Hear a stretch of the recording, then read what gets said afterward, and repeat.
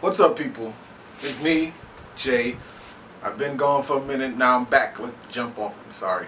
So let's talk about Walking Dead because that's what this video is about. I have missed the first 3 episodes. I was gonna start the series, doing the reviews. I missed those first 3 episodes, so I decided, what the hell? I'll watch them all in one day, and then we can talk about it. So let's begin. Let's start with the obvious.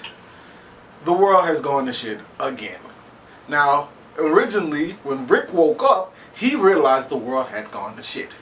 And it turns out it did it again. The governor is gone. He's disappeared, but he's still out there, and he still wants that revenge. When you screw somebody's eye up and kill their monster daughter, they get mad. Apparently, that's a bad thing. Like, it's a hot button for certain people. So, he's out there. He's in the wind, but I'm sure before the season's over, he'll be back to do something evil. That happens. But for the most part, it starts off pretty nice. A couple months have passed by, and Woodbury's gone. But all the people from Woodbury has come to the jail. The jail is now the new city where everyone is living. It seems peaceful. They've fortified the building and protected it against walkers. They have their own little setup, how they stop them when they get too close to the gates and all this. And there's culture and there's life. Great, fantastic, okay? But then you have the downsides. Too many people. When you have too many people, things happen. As I'm sure people who have seen the first episode, you understand. Things happen. Things go wrong. People don't talk when they should talk, and then things get out of control. Rick has sworn off guns, apparently, and Carl has done the same thing, not of his own will. I'm assuming Rick's like, dude, we're not using guns anymore because you shot a kid like you were crazy. You just said pop out to the kid and you killed him. So that's out. Rick's living like a farmer life. He's just farming. And, there's a council now made up of apparently the original people, Herschel and, everybody, and then the black lady, I can't remember her name. Tamara, maybe? I don't know. I can't remember her name. So that's happening. But, life seems like they've managed to get everything together, and it seems like for the first time since they were living at Herschel's, life is kind of good. And you can kind of see a future. So, it is only logical that a kid should get sick and die and turn into a walker and release 12 people. Right? That's normal. So that happens. And, there's a lot of stuff I'm missing. I just want to make this video I want to get all 3 things in and make it kind of short. I don't want to extend it, because long videos usually don't do that well. So, main pickup points of episode 1 is everything's different. Everything is. Also, there's this creepy little girl. She has a sister and a father, and she's out there giving the walkers names because she's like, they're people and they deserve. There's always that weird PETA chick, you know what I mean? It's like, animals have feelings too. She's like that, but with walkers, you know what I mean? Whatever. I get it, but no, don't do it. So that all happens. The kid turns at the end. Next episode, he eats a couple people. They turn into walkers, and it becomes this entire thing. They have to kill like 12, 13 people. And now everybody's on high alert. They're like, oh, how did this happen? This doesn't make sense. The kid doesn't have any bite marks, any scratches or nothing on him. How did he die?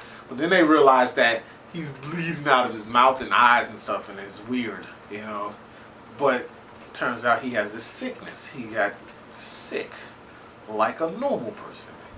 And when he got sick, it was some weird strain of some weird virus, and it killed him like in a day flat.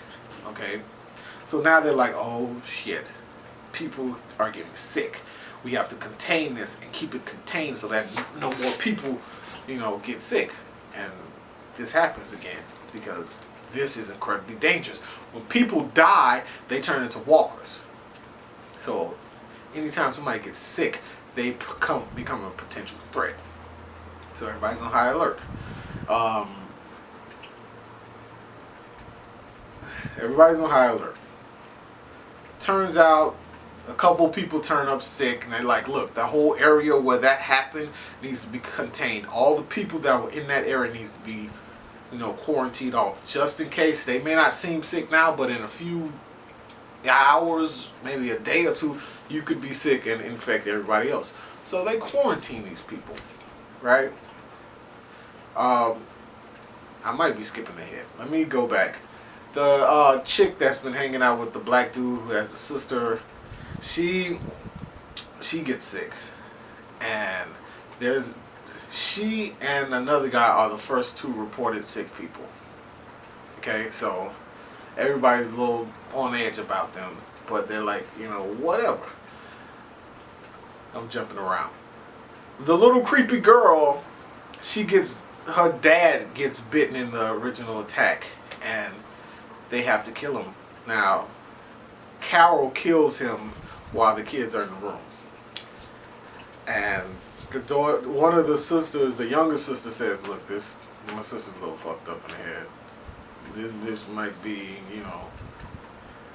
she fucked up in the head. Something's wrong. And later on, like, the walkers start squeezing up against the walls, and there's like so many of them. Everybody's like, why the hell is this happening? And the gate starts to crumble. They come to fight and, thin out that area. And then they notice all these dead rats on the floor. Weird, right? Like some crazy little bitch has decided she wants to feed them because they're people and they have feelings. So nobody knows who fed the rats to the walkers. Though in the beginning of the second episode, you see like this dark, it's all in dark, and then you just see a flashlight, and then they're feeding. It's this crazy chick. It hasn't, been revealed yet, but that's the only logical explanation. It's this crazy bitch. She was mad when that walker got killed that she named. Not her father. She was mad about that. So she's out of her mind. So the second episode ends with the chick that's been hanging out with the black dude and the other dude, the two first reported sick people, being dragged out. Apparently they were dragged out and set on fire. Now, originally, by the end of that episode, I thought that the person who did it was that black dude who was battling the alcoholism, and he got trapped under the thing fell on him. He got trapped, and they were trying to save him when they were in the supermarket. So I thought it was him because I don't trust him. He has like this weird shifty look about him. I still think he's going to be a problem later on in the series. I'm watching you. But it wasn't him. Whatever. Episode 2 starts and 3 starts, and the black dude that was with the lady, he was inconsolable. They were trying to calm him down. He threw Daryl up against the wall. He punched Rick like 3 times. Rick was like, you know what, fuck this. I'm fighting back. And Rick pummeled the shit out of him. I don't know if that would have really went down in the real world because their size differences were like really... There were size differences. That black dude should have been able to decimate Rick.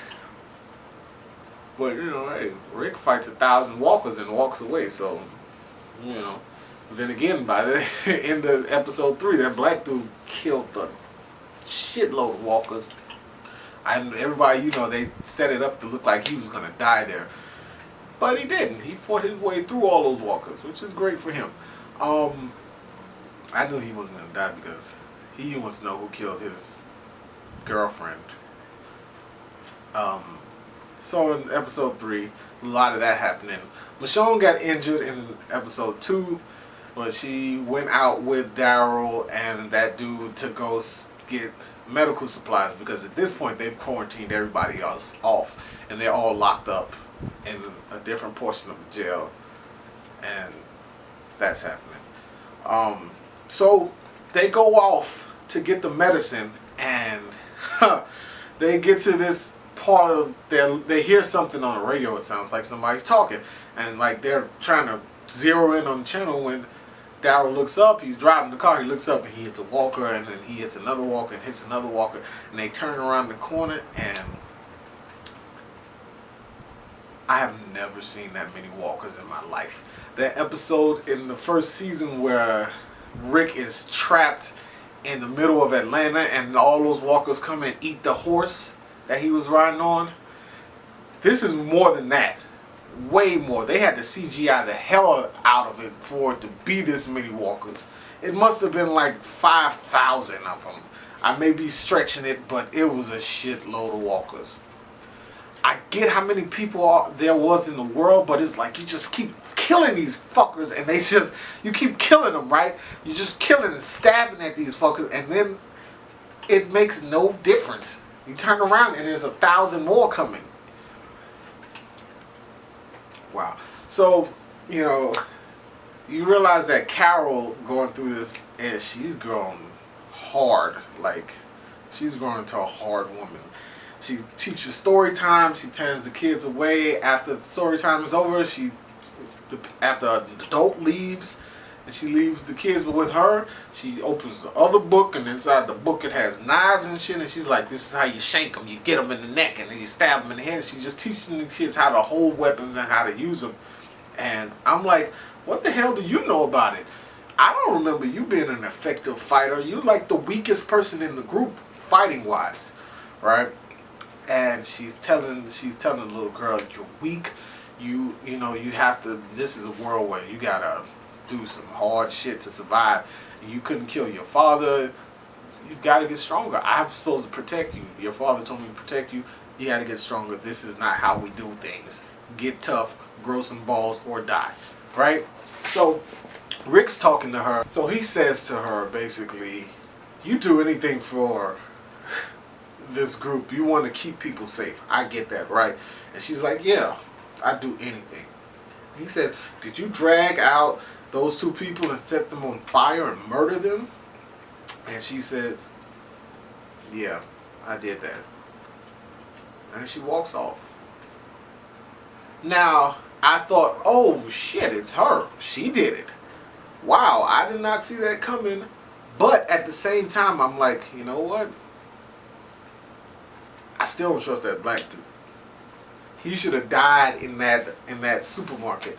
That kid died. That I like that kid. He was he played Flash in Smallville, and he played Beaver in Veronica Mars. You may not know any of these shows, but whatever. I watched them. I enjoyed both of them. Deal, bitch. I'm sorry for calling you a bitch. Anyway, that's pretty much it. I just wanted to catch up with this show. I enjoy it. It's good. I love this show. Somebody turned me on to it last year, and I was like, you know what? You won't shut up about walkers. What the hell is a walker? And then I watched it. It was like, dude, you gotta watch The Walking Dead. You gotta watch it. There's walkers everywhere. There's Dale, and there's this, and this is happening, and there's, and I was like, I got some time. I'll watch it. I watched it, and I enjoyed it, and now I'm stuck. I can't not watch it. Anyway, thank you for watching. I'm going to be doing these every week, probably coming up on Mondays, maybe Sunday night. That's about it, guys. Deuces. And, follow me on Twitter, @MangaFit, because obviously I'm in fantastic shape. I mean, look at the body, look at the face. Come on. Deuces, guys.